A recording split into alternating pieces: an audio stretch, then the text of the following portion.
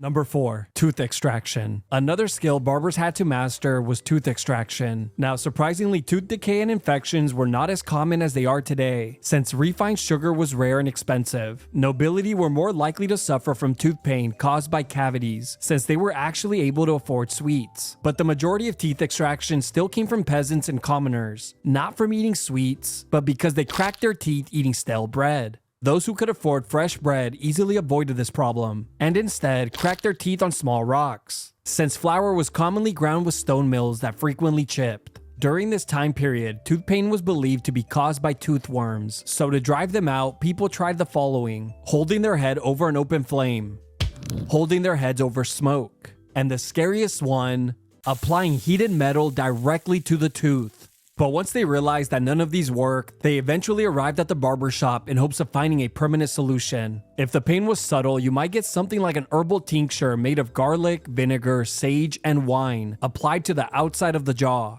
which obviously did nothing but make you smell like an uncooked piece of chicken. If you walked in with severe tooth pain, then you could expect absolute hell. Tooth extractions were one of the most common procedures and were quick and brutal. The barber would use either a tool called a pelican or a plier-like instrument to yank the tooth out, trying his best to not break the patient's jaw. And as the patient screamed in agonizing pain, a hot iron was thrust into the mouth to cauterize the wound and stop the bleeding. That was the moment many realized it just wasn't worth it, and simply passed away.